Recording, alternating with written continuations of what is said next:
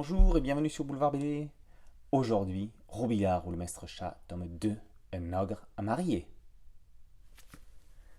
Il est soit une fois un royaume. Dans ce royaume, un château. Dans ce château, un trône.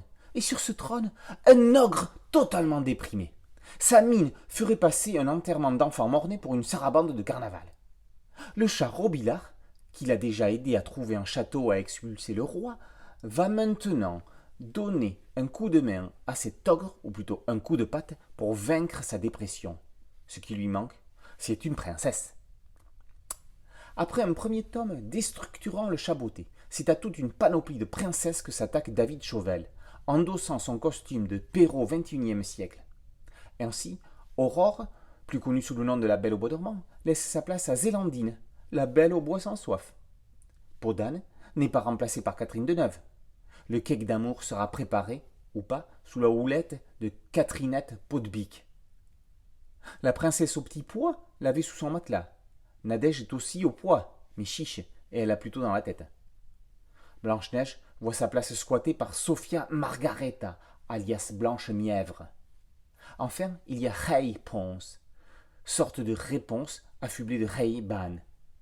Chacune d'entre elles est accompagnée d'un animal disneyien à souhait. Un perroquet, un chat, un singe, un lapin et un cochon d'Inde se répartissent les rôles. Chauvel entraîne ses princesses dans un crépage de chignons organisé en compétition. Une recette, de la déco, une course à pied, tous les coups sont permis et le final est imprévisible. Au dessin, Sylvain Guinebeau dynamise un scénario déjà punchy. Si les animaux sont sa spécialité, les princesses ont chacune leurs caractéristiques. À la fois belles et ridicules, elles montrent un panel d'expressions théâtrales étendues. Si Chauvel fait du Perrault, Guinebeau fait du Molière dans une modernité parodique et respectueuse.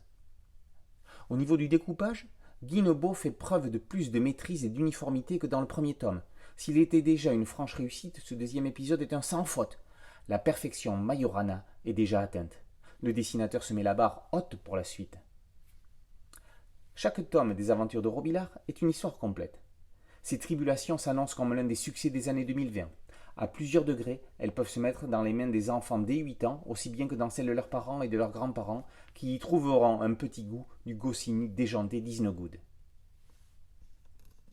Robillard ou le Maître Chat, tome 2, un ogre à marier, par Chauvel et Guinebeau, est paru aux éditions Delcourt.